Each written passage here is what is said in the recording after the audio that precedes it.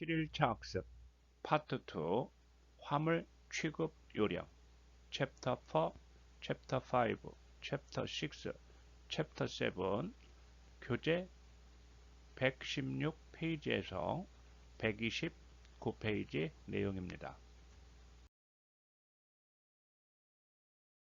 단원별 핵심 정리 챕터 4 운행 요령 교재는 116과 117페이지입니다. 고속도로 제한 차량 및 운행 허가 내용으로 먼저 고속도로 운행 제한 차량 내용을 알아봅니다. 첫 번째, 축 하중입니다. 차량의 축 하중이 10톤을 초과하는 경우이고, 두 번째, 총 중량은 차량 총 중량이 40톤을 초과하는 경우이고, 세 번째, 길이는 적재물을 포함한 차량의 길이가 16.7m를 초과하는 경우입니다. 그리고 네 번째, 폭의 경우는 적재물을 포함한 차량의 폭이 2.5m를 초과하는 경우가 되고, 다섯 번째, 높이는 적재물을 포함한 차량의 높이가 4m 초과의 경우가 됩니다.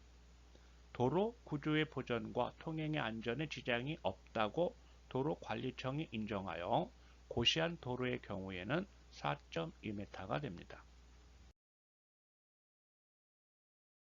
고속도로 운행 제한 차량 내용 가운데 여섯 번째, 적재 불량 차량의 내용입니다.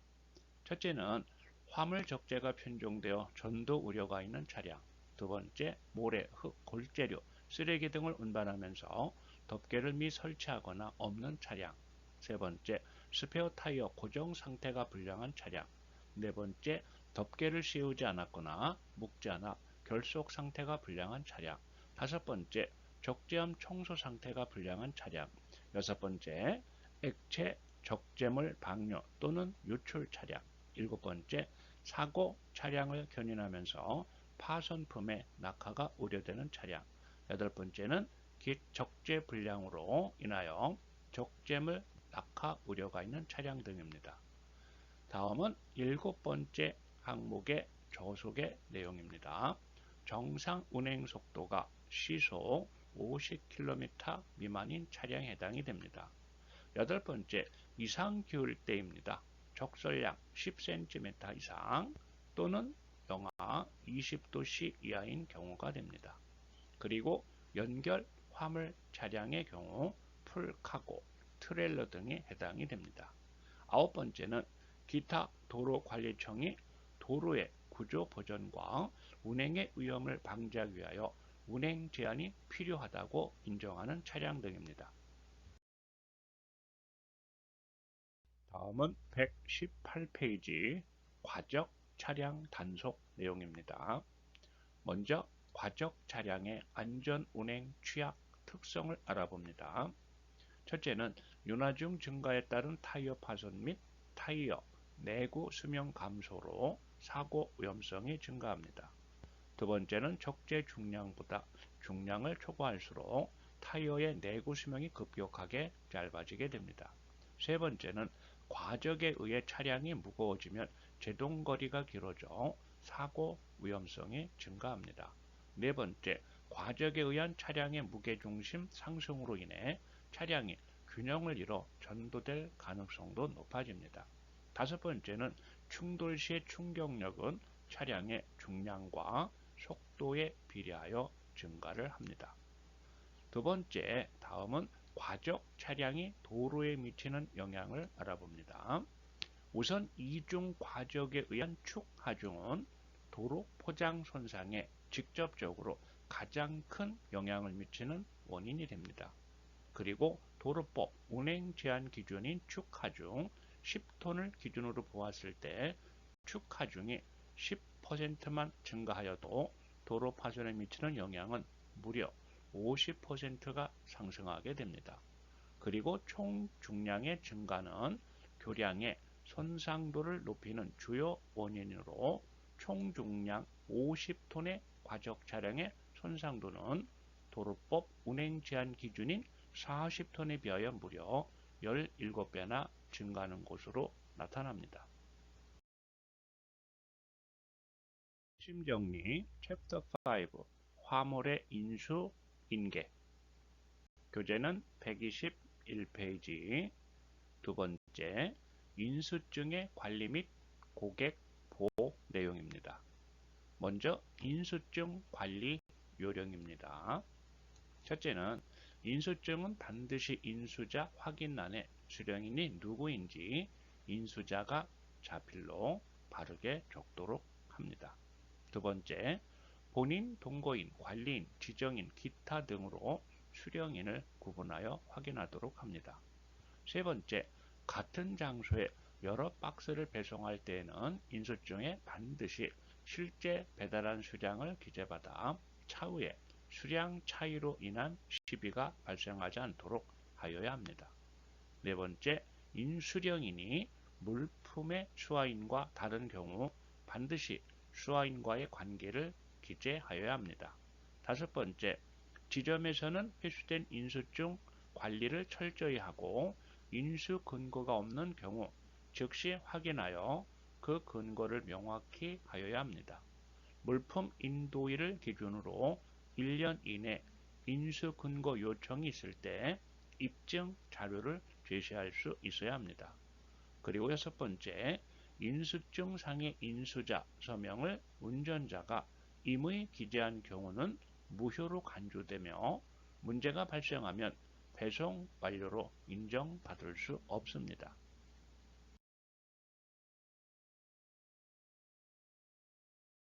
다음은 122페이지 고객 유의사항 가운데 두 번째 고객 유의사항 사용 범위를 알아봅니다. 첫 번째는 수리를 목적으로 운송을 의뢰하는 모든 물품.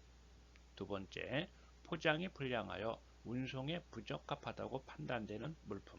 세 번째, 중고 제품으로 원래 제품 특성을 유지하고 있다고 보기 어려운 물품. 네 번째, 통상적으로 물품의 안전을 보장하기 어렵다고 판단되는 물품. 다섯 번째, 일정 금액은 50만 원입니다. 일정 금액을 초과하는 물품으로 위험 부담률이 극히 높고 할증료를 징수하지 않은 물품. 여섯 번째, 물품 사고 시 다른 물품에까지 영향을 미쳐 손해액이 증가하는 물품 내용입니다. 단원별 핵심 정리 챕터 6 화물 자동차의 종류 교재는 125페이지입니다. 화물 자동차의 유형 및 종류 첫 번째, 화물 자동차 유형별 세부 기준을 알아봅니다. 먼저 화물 자동차입니다. 일반형, 보통의 화물 운송용인 것을 말합니다. 덤프형, 적재함을 원동기의 힘으로 기울여 적재물을 중력에 의하여 쉽게 미끄러뜨리는 구조의 화물 운송용인 것을 말합니다. 세 번째, 배형은 지붕 구조, 덮개 구조인 화물 운송용인 것을 말합니다. 네 번째, 특수 용도형은 특정한 용도를 위하여 특수한 구조로 하거나 기구를 장치한 것으로서 위 어느 형에도 속하지 아니한 화물 운송용인 것을 말합니다. 그래서 크게 네 가지가 있습니다. 일반형, 덤프형, 배형, 특수 용도형입니다.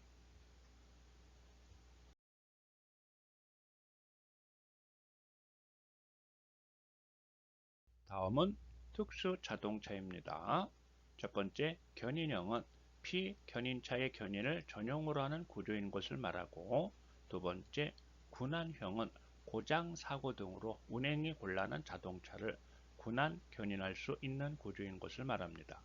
그리고 세 번째, 특수 작업형은 위 어느 형에도 속하지 아니하는 특수 작업용인 것을 말합니다. 다음은 126페이지입니다. 두 번째, 구조별 화물 자동차의 종류입니다. 먼저 트레일러입니다. 트레일러는 동력을 갖추지 않고 모터 비클에 의하여 견인되고 사람 또는 물품을 수송하는 목적을 위하여 설계되어 도로상을 주행하는 차량을 말합니다.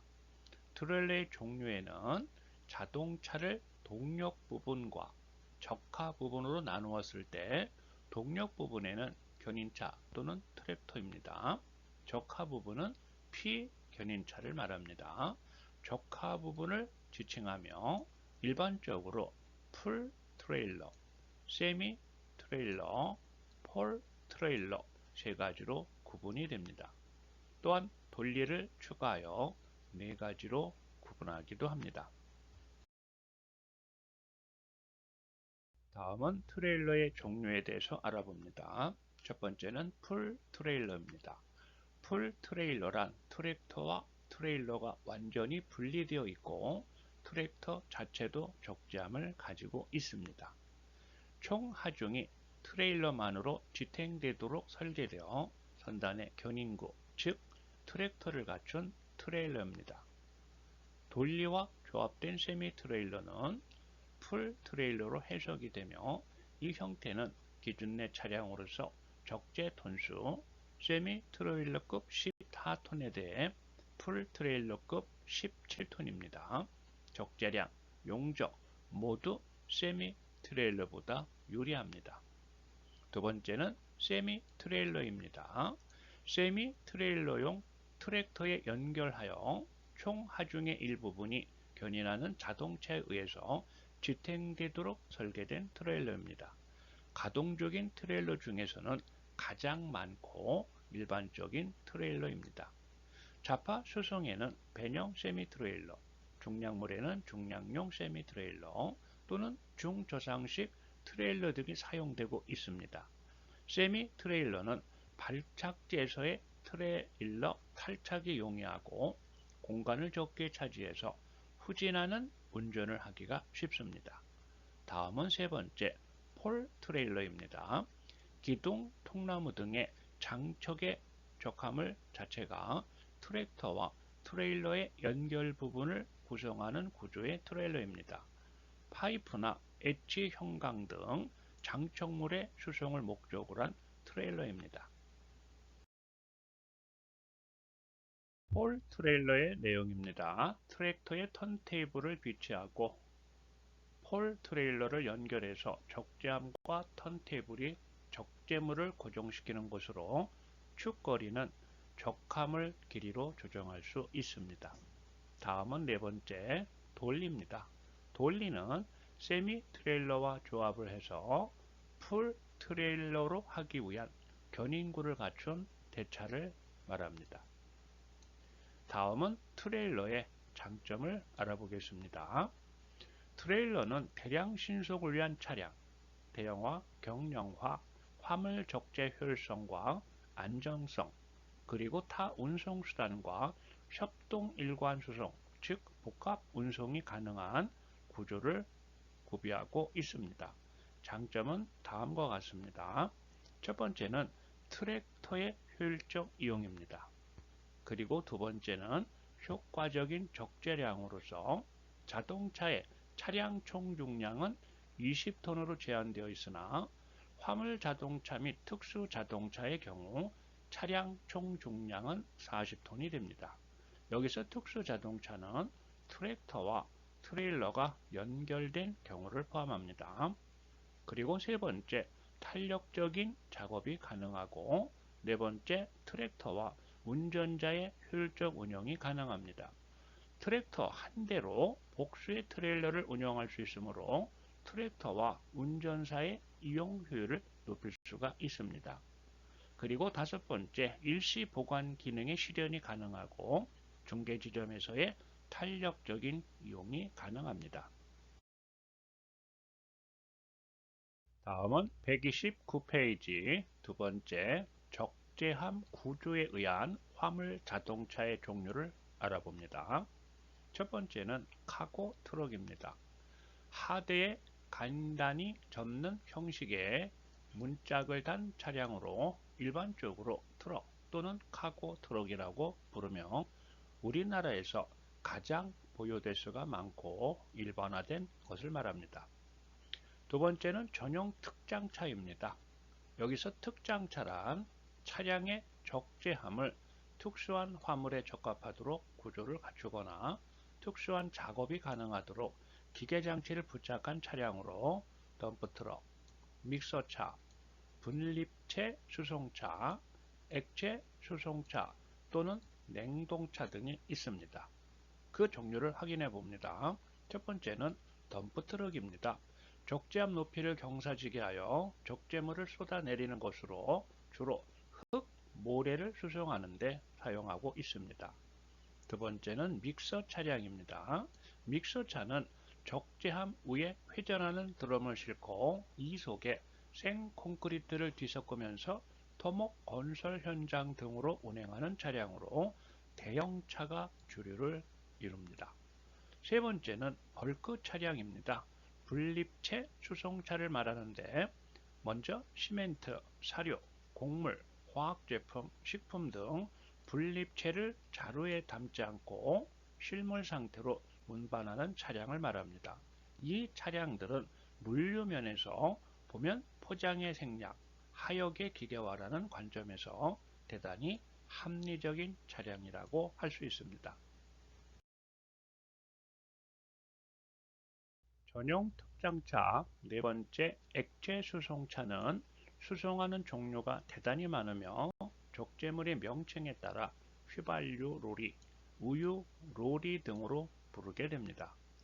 다섯 번째는 냉동차입니다. 단열 보디의 차량용 냉동 장치를 장착하여 적재함 내 온도 관리가 가능하도록 한 것으로서 보디는 단열되어 있는데 냉동 장치를 갖추지 않은 것을 보냉고 또는 냉장차라고 부르며 구별이 됩니다. 다음은 세 번째 합리화 특장차입니다. 합리화 특장차란 화물을 싣거나 부릴 때 발생하는 하역을 합리화하는 설비 기기를 차량의 자체에 장비하고 있는 차를 말합니다. 합리화란 노동력의 절감, 신속한 적재 하차, 화물의 품질 유지, 기계화에 의한 하역 코스트 절감 방법 중 하나 이상을 목적으로 하는 것으로 그 중심은 적재 하차의 합리화에 있습니다. 두 번째, 합리화 특장차의 종류를 알아봅니다. 첫째는 실내 하역기기 장비차입니다.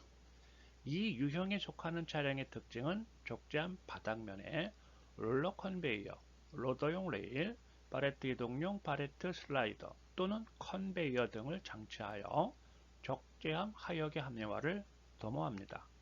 두 번째는 측방 개폐차입니다. 측방 개폐차는 화물에 시트를 치거나 로프를 거는 작업을 합리화하고 동시에 포크리프트에 의해 짐부리기를 간이화할 목적으로 개발된 것을 말합니다. 그리고 스테빌라이저 차는 보디에 스테빌라이저를 장치하고 수송 중에 화물이 무너지는 것을 방지할 목적으로 개발된 것을 말합니다. 세 번째, 쌓기 부리기 합리화 차입니다. 쌓기 부리기 합리화 차는 리프트 게이트, 크레인 등을 장비하고 쌓기 부리기 작업의 합리화를 위한 차량으로서 차량 뒷부분에 리프트 게이트를 장치한 리프트 게이트 부착 트럭 또는 크레인 부착 트럭 등이 있습니다. 그리고 네 번째, 시스템 차량이 있습니다. 시스템 차량이란 트레일러 방식의 소형 트럭을 가리키며 CB차 또는 탈착 보디차를 말합니다. 보디의 탈착 방식으로는 기계식, 유압식, 차의 유압 장치를 이용하는 것이 있습니다.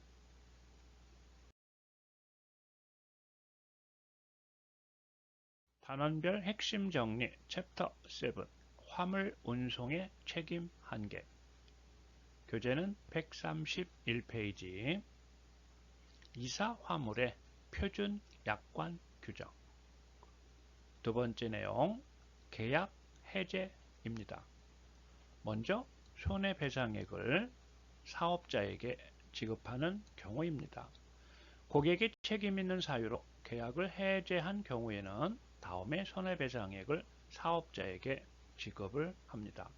다만 고객이 이미 지급한 계약금이 있는 경우에는 그 금액을 공제할 수 있습니다.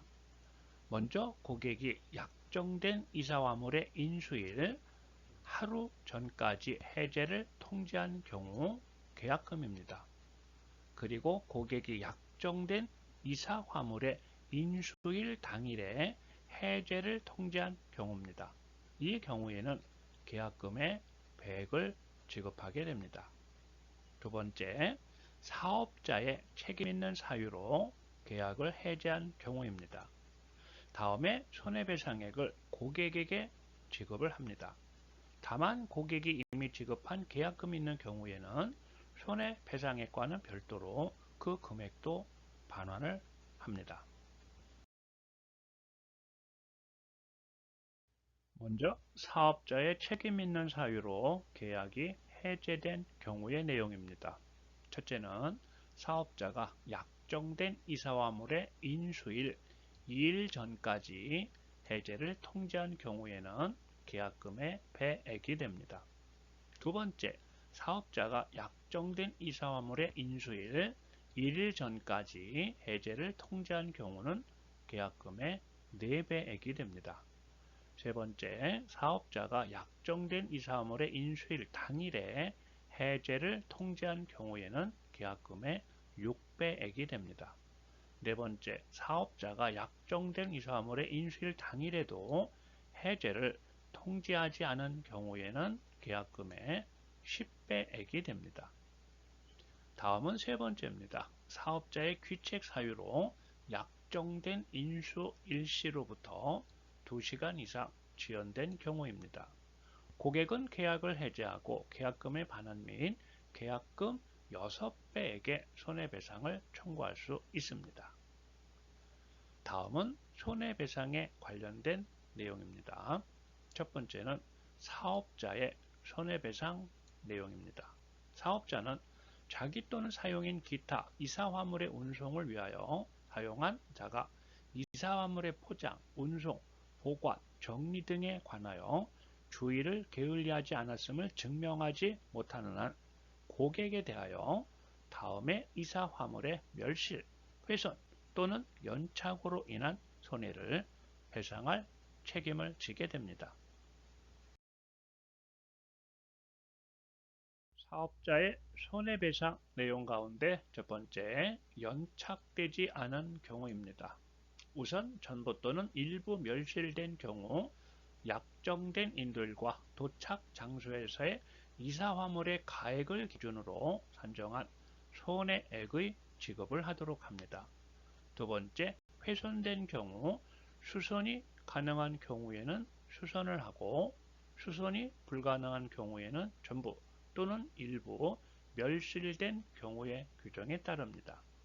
두 번째는 연착된 경우의 내용입니다.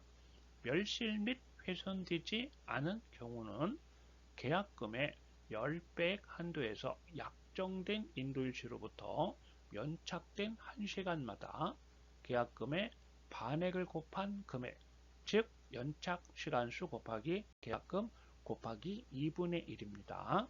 금액을 지급합니다. 연착 시간수의 계산에서 1시간 미만의 시간은 산입하지 않습니다.